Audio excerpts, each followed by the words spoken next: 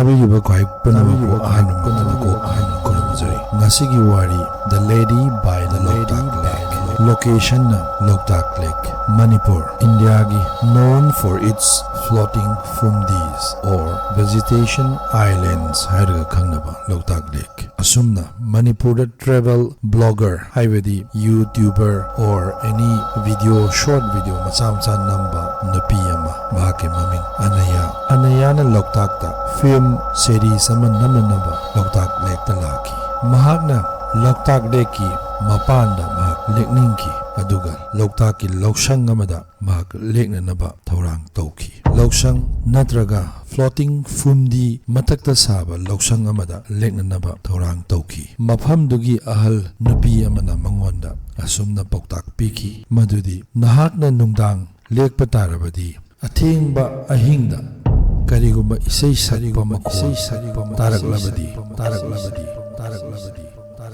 isai sakiba maigei romda nahak satke khangano maigei romda nahak amuk yenge khangano asumna pauktak pirami makha tarakpada Anayana nungdang adumaktada athengba ahing fawbada mahakna namkhiba video sing adu editing tawduna leirami mahakna photo footage or video footage sing adu editing tawringeida yamna soft oiba yamna mengba makhol amada isai sakpagi makhol ama taraklami maramaduna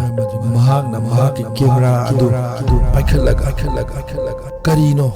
kadaidano mahak sananaba khangningbagi video namningba or uningba sound adubu taningbagi mangonda langtaknarami maramaduna mahak athuba matamda camera adubu paikhallaga mahaki camera athuba matamda mahaki camera adu paikhallaga mahakna hi adu hondolami asumna mahakna tariba makhol adomda asum sangsillaklami hi du tapna holakpaduna asum tariba makhol dugi manakta sum naksillaklami aduga mahakna urami madudi masam phajana muba asangba masam aduga musin masam isai ningthina saaga leiba miyoy amagi saktam mahaki mamangla urami mahakna sangsillaklabasu hairiba miyoy adu mangonda hairiba miyoy nate hairiba figure migi figure manba maong adu mangonda hallaga amuktasu yinglaklamde asumna mahakna sangsilakpaduna ikhang khangawdana isai adu sakpa chap launa lepki aduga mahakti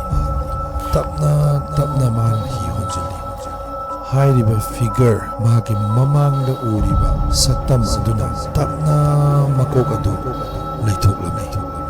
aduga mahaki mamai adu sak leithokpa matamdadi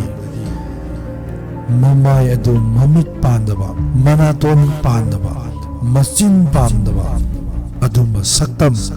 adugumna mamaitong skin khatana unsa khatana kuppa aduga asangba amuba masam jon lawba aduga tapna nuksina sitpa maigei romda masa adu lengbagum or ising matakta satpagi moongda asumna tapna sakki matang aduda Anaya angakpa phangna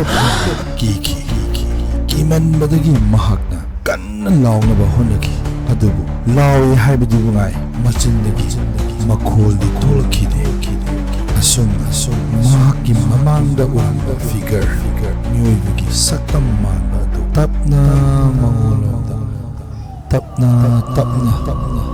nuksitna sitpa maigena isingi ipomda satpago nuksitna